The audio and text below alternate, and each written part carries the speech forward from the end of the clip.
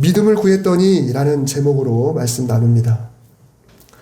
종종 제가 드리는 말씀이지만은 이제 누가복음도 그렇고 다른 복음서도 읽다 보면 예수님께서 말씀하시는데 그 대상이 조금씩 달라져요. 초점이 달라집니다.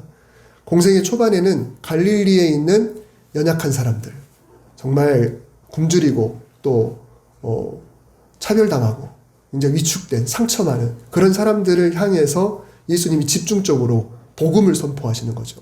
그들에게. 그러다가 나중에는 점점 이 사람들을 이렇게 힘들게 만든 바리새인과 서기관들, 대제사장에게 초점이 이제 몰려지게 됩니다. 이들에게 이야기하는 것 같으면서도 그 옆에 그걸 감시하러 오는 사람들에게 찌르는 그런 말씀을 하시는 거죠. 너희들이 그런 사람들이다 라고 그들을 책망하는 이야기를 하죠. 너희들이 그런 특권이 있었음에도 불구하고 왜 그 특권을 악용하느냐 라고 이 지도자들을 향했고요. 그리고 예루살렘을 향해 나아가면 나아가실수록 이 가르침의 초점이 예수님의 측근들 12제자에게로 모아집니다. 당신을 따르는 사람들에게 모아져요. 왜? 예수님은 얼마 있으면 세상을 떠나게 되니까. 그래서 지금 선포한 말씀들을 다 한 다음에 이제는 너네가 중요해. 내가 곧 떠나게 되는데 이제 너희가 중요해. 계속 제자들을 테스트하고 또 계속 집중해서 가르치는 그런 말씀들이 계속해서 반복이 돼요. 제자들을 준비하게 시켜야 됐다. 이렇게 집중을 하셨던 것이죠. 오늘 본문도 바로 그 문맥에 있습니다. 오늘 17장이 시작되면서 예수님은 제자들에게 두 가지 예를 들어서 강력한 요구를 하셔요. 첫째는 약한 자 하나를 실족시키느니 차라리 연자 맷돌을 목에 걸고 바다에 빠지는 것이 나을 거다. 둘째는 누군가가 하루에 7번 죄를 지어서도 그 7번이라도 돌아와서 용서를 구하거들랑 용서해라. 여러분 둘 다 참 좋은 말씀이죠. 누군가를 실족하게 하지 말아라. 누군가를 한없이 용서해라. 참 좋은 말씀입니다. 그런데 여러분 이 말씀들을 정작 나에게 적용해 보려고 하면 이게 참 부담스럽습니다. 우리가 진짜 예수님의 제자로 그 옆에 있다. 근데 예수님이 우리에게 그런 말씀을 하시는 거예요. 절대로 누군가를 실족하게 하면 안 돼. 그러려면 차라리 맷돌을 목에 메고 물에 빠져버려 라고 하신다. 누군가가 너에게 잘못을 했어. 하루에 7번. 여러분 첫 번째 말씀에서 이 약한 자 하나를 실족시킨다는 것, 이게 어떤 의미냐면 내가 혹 무심코 던진 말로 누군가가 소위 시험에 들어버렸다. 그러면 어떤가? 나도 모르게 실족시킬 수 있지 않습니까? 나도 모르게 무심코 던진 말인데, 의도치 않게 던진 말인데 이렇게 생각할 수가 있는데 여기서 이 실족해 하다라고 하는 표현은요, 단순히 그냥 말 한마디 툭 내뱉어서 상처를 주는 그런 수준이 아니에요. 뭐냐면 덫을 놓아 넘어뜨린다라는 의미가 담겨 있어요. 그러니까 나는 내 의도와 상관없이 내가 그냥 무심코 던진 그런 말이 아니라 나도 모르게 일어나는 일이 아니라 상대방을 넘어뜨리려는 의도를 가지고 함정을 파고 곤란하게 만들고 내가 위선적인 일을 행하는 것, 이것을 뜻합니다. 그러니까 조금 다르죠. 우연히가 아니고 내가 저 사람은 내가 넘어뜨릴 거야. 내가 저 사람을 함정에 빠뜨릴 거야. 이렇게 작정을 하고 그 사람을 넘어뜨리는 사람. 그런 사람이니까 그러면 조금 안심은 되죠. 내가 그냥 우연히 툭 하는 말이나 그냥 실수로 하는 말이 아니라 의도를 가지고 하는 거니까 조금 안심이 되긴 해요. 다만 실족시킬 때는 엄하게 다스리겠다. 그렇게 하려면 차라리 네 몸에 이 연자맷돌 제가 찾아봤는데 우리나라하고 좀 비슷하긴 해요. 근데 조금 다른 면이 있긴 하지만은 아무튼 손으로 이렇게 돌리는 그런 것들인데 이런 것을 끈으로 묶어서 내 몸에다가 돌돌 물고 그리고 깊은 곳으로 그냥 들어가 버려라 라고 말씀하시니까 여전히 부담스럽기는 하죠. 두 번째 말씀이 하루에 7번 죄를 지은 자. 여러분 일생을 거쳐서 7번도 받아들이기가 쉽지 않잖아요. 일생을 거쳐서 그 사람이 나한테 7번 똑같이 그때도 그러더니 또 그렇네, 그때 또 그랬네, 또 그랬네. 근데 하루다라고 하는 건 이거 엄청난 겁니다. 유대인들의 용서의 상한선은 우리가 보통 3번이라고 그러죠. 유대인들은 3번까지 받아들이고 그 이상은 내치라예요. 유대인들의 그들에게 정설이에요. 3번까지만 받아들이고 그 다음은 내치라. 그런데 예수님은 하루에 7번이라고 말씀하시니까 여러분, 이런 구제불능인 사람마저 용서해야 된다. 이게 굉장히 어렵겠죠. 우리 중 과연 누가 이렇게 할 수 있을까요? 근데 예수님은 제자들에게 이 엄청난 말씀을 하신 거죠. 아니나 다를까 이 말씀을 들은 제자들의 반응은 네, 그렇게 하겠습니다 라고 하지 않았어요. 그러니까 지금 예수님이 명령하는 거잖아요. 너희들 누구를 실족하게 하려거든 차라리 그게 낫다. 네, 그렇지 않기 위해서 우리는 절대로 실족시키지 않겠습니다. 이렇게 대답하든가. 아니면 누구든지 하루에 7번이라도 너희들에게 용서를 구하거들랑 용서해주라. 그러면 네, 그렇게 하겠습니다 하고 노력하겠습니다. 이렇게 대답하면 좋은데 제자들의 반응은 그게 아니었다라는 것입니다. 오늘 본문의 시작점은요. 사도들이 주께 여짜오되 우리에게 믿음을 더하소서. 이 새한글 성경의 번역으로는 뭐라고 했냐면 우리에게 믿음을 보태주세요. 우리에게 믿음을 보태주세요.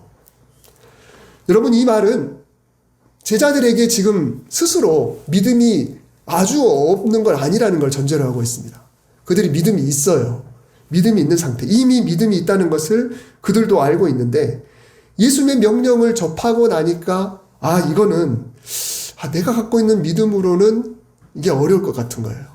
내가 갖고 있는 믿음만으로는 터무니없는 것 같아요. 그래서 예수님, 우리가 이 정도의 믿음을 갖고 있는데 예수님이 거기다가 믿음을 좀 보태만 주시면 우리가 이거를 할 수 있을 것 같습니다 라고 나름대로 긍정적인 그런 반응이자 나름대로 예수님께 의지하는 그런 반응을 보였습니다.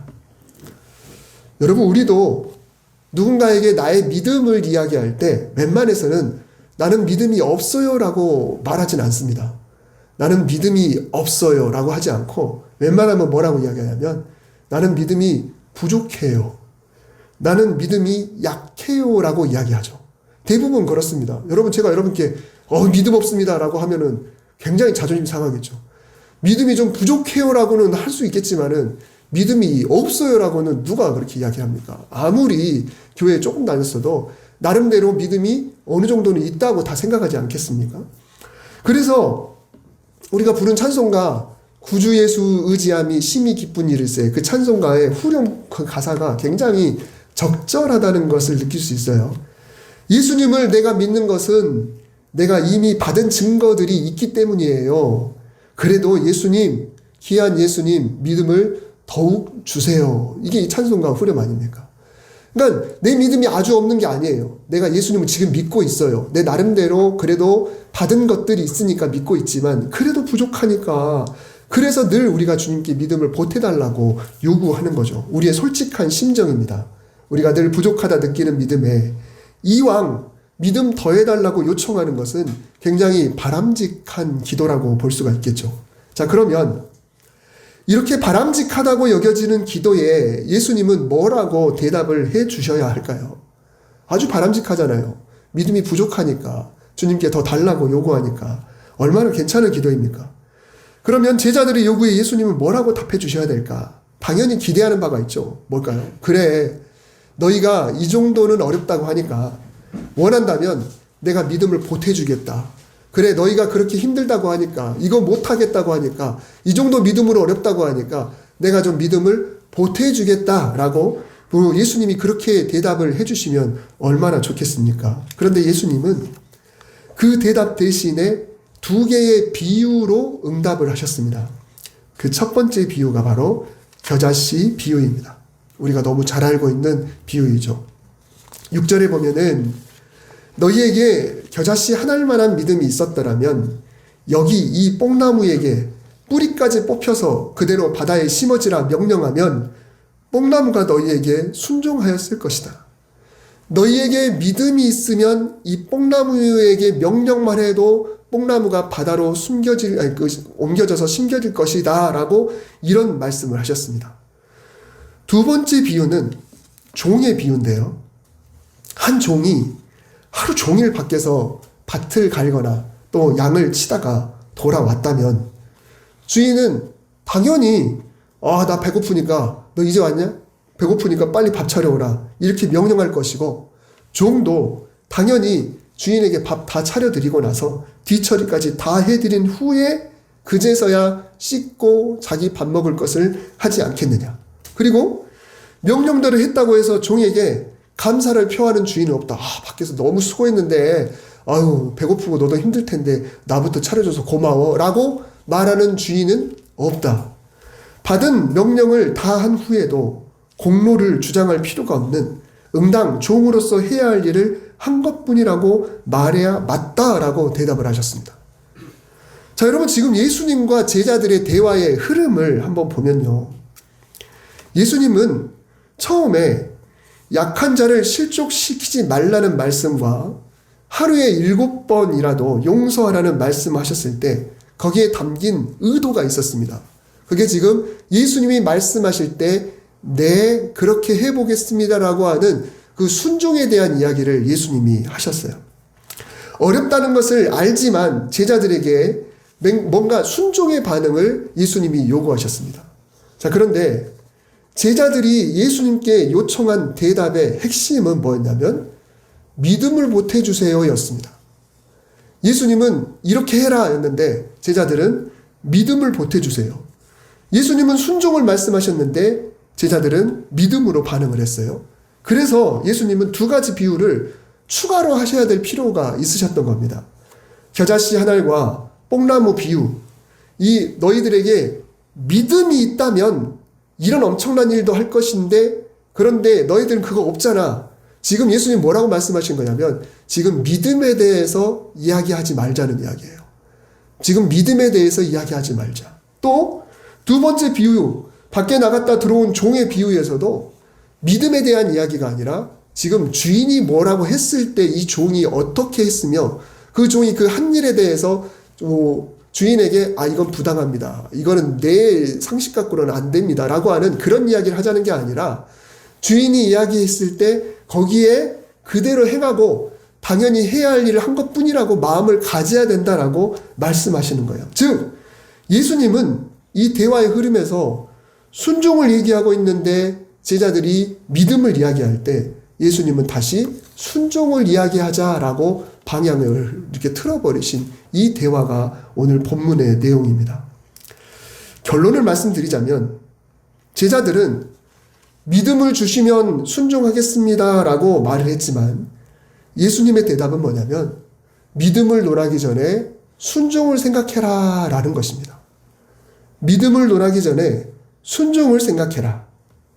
여러분 우리는 믿음을 어떤 뜨거운 감정이나 혹은 확신 이런 걸로 여깁니다.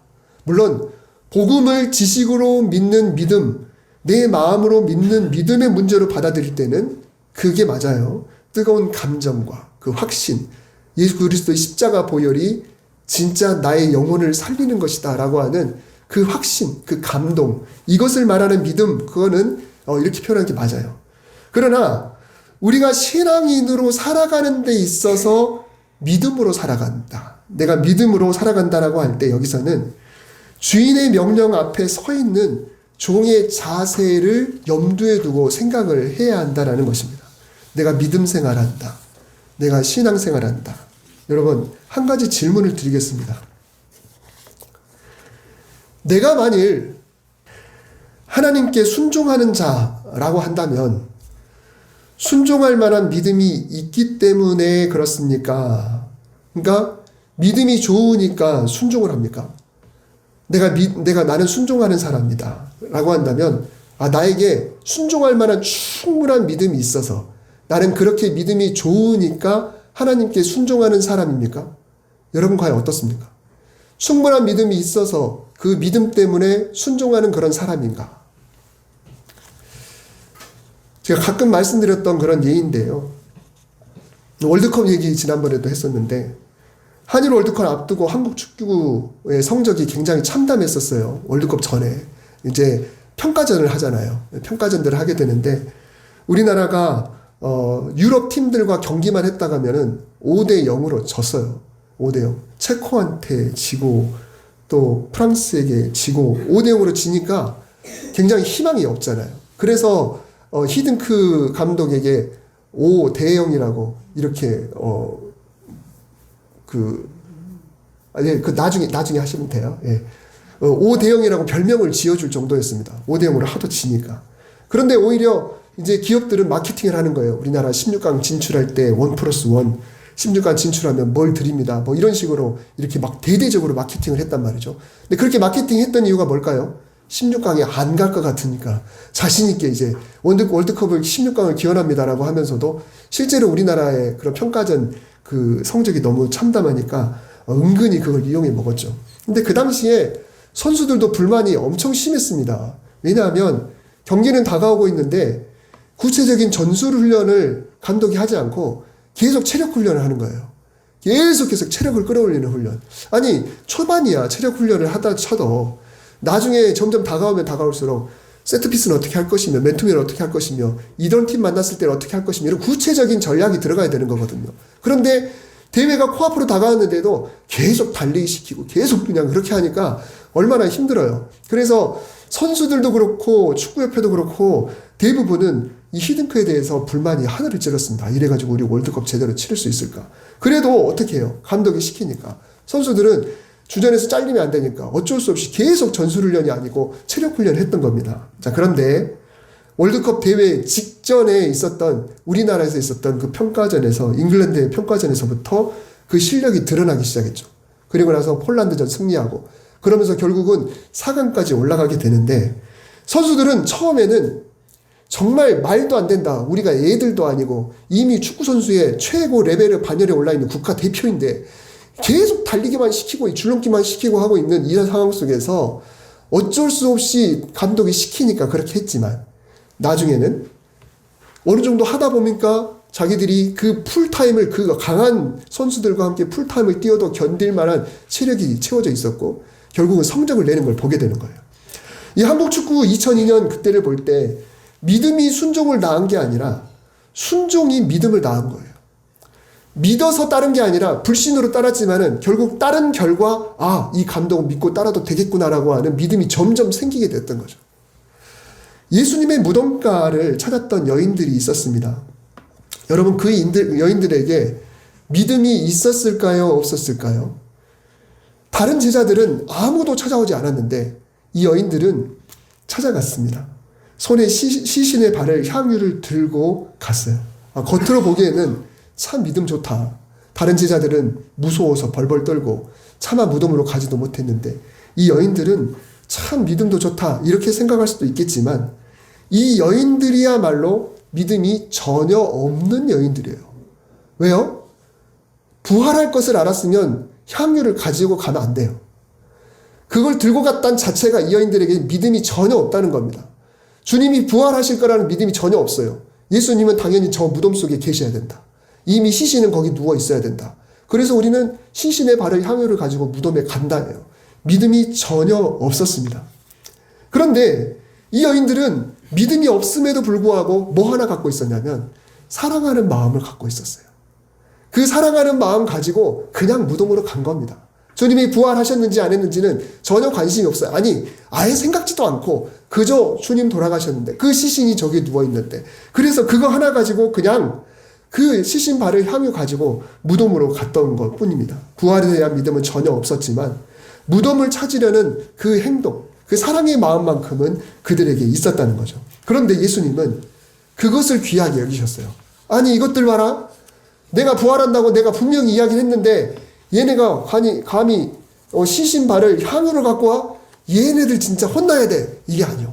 예수님은 그 여인들에게 어떻게 하냐면 천사를 통해서 주님 부활하셨음을 알렸고 어떤 복음서에서는 예수님이 친히 당신을 보여주시고 당신이 부활했음을 직접 경험할 수 있도록 해줬어요. 다시 말하면 처음에는 부활에 대한 믿음이 없이 나섰지만 그 행동 때문에 결국은 예수님을 보고 믿는 놀라운 은혜가 있었다라는 것입니다. 오늘 본문 바로 뒤에는 우리가 잘 알고 있는 10사람의 나병 환자 이야기가 나옵니다. 이 이야기는 예수님의 비유가 아니고 지금 이 본문 대화를 마치신 후에 예수님이 예루살렘으로 향해 가는 도중에 한 마을에서 일어났던 일이에요.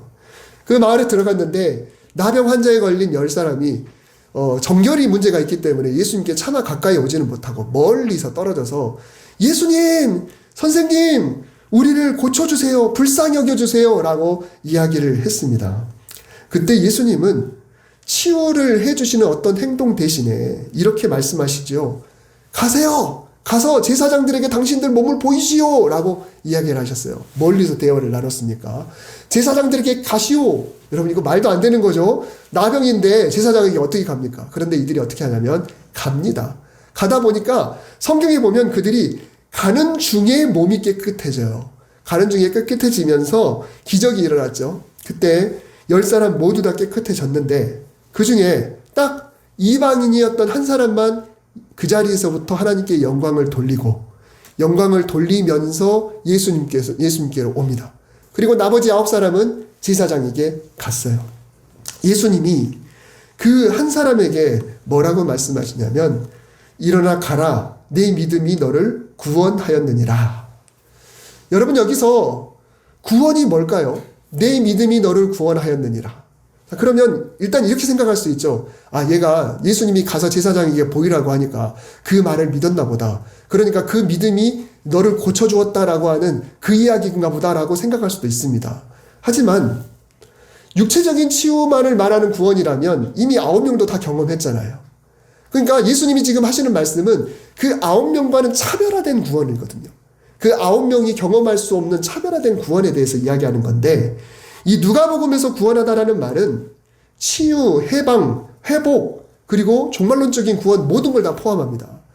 인생 신앙의 일상 전체까지 포함하는 전방위적인 그런 회복을 말하는 거거든요. 그러니까 이 9사람은 경험하지 못하는 그 어떤 구원이 이 사람에게 주어지게 되는데 이 장면은 예수님의 말씀처럼 믿음이 너를 구원하였느니라 라고 했을 때 이 믿음이 뭐냐면 믿습니다라고 하는 믿음이 아니라 그 몸이 나은 순간 하나님을 찬양하고 내가 예수님께 가야겠다라고 하는 그 마음을 말하는 겁니다. 그러니까 나을 줄 믿습니다라고 하는 믿음은 10사람 다 해당해요. 근데 이 사람에게만 해당하는 그 믿음이라는 것은 낫는 순간 하나님이 나를 고쳐주셨는데 예수님을 통하여 고쳐주셨는데 그분에게 내가 가야겠구나라고 하는 그 마음. 그래서 그 순간부터 이 본문 뒷부분을 보면은 그 몸이 나을 때부터 예수님께 영광 돌리면서 가요. 계속 영광을 돌리면서 예수님께 나아가거든요. 다시 말하면 여기서 말하는 믿음이라는 것은 속에 그런 거라기보다는 주님께 가는 그 행동 자체를 의미하는 거예요. 그것까지 다 포함하는 것입니다. 다시 말하면 말로는 믿음 내면적인 것 같지만 실질적으로는 그가 행동으로 보여준 찬양하면서 주님께 가서 주님께 감사를 표하는 그 행동을 바로 믿음이라고 예수님이 말씀을 하시는 거죠. 여러분 제자들이 믿음을 더해달라고 했을 때 예수님은 믿음을 더해주겠다고 말씀을 하지 않으셨어요. 여러분 우리도 마찬가지입니다. 나는 아직 믿음이 부족해서라는 그런 말을 우리가 자주 해요.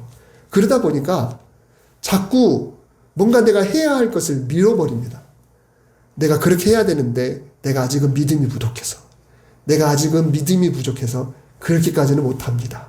내가 그렇게까지는 아직 어렵습니다. 그래서 순종을 미루기도 하고 또 용서를 미루기도 하고 또 헌신을 미루기도 하고 그래요. 그래서 내가 믿음이 좀 더 자라면 내가 그때 가서 그렇게 하겠습니다 라고 그렇게 이야기를 합니다. 그런데 예수님은 뭐라고 말씀하시냐면 믿음에 대해서 왈가왈부하지 말고 지금 할 수 있는 순종을 먼저 하라.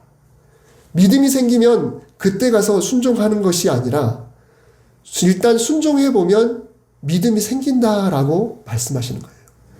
일단 순종해보면 그 순종 때문에라도 너는 어느 순간 믿음이 생긴 것을 느끼게 될 것이다 라는 것을 말씀하시는 것입니다. 즉 믿음은 요구하는 것이 아니라 다시 말하면 믿음은 내가 하나님께 요구하는 것이 아니라 순종 속에서 자라가게 하시는 분이 바로 하나님이시다라는 것입니다.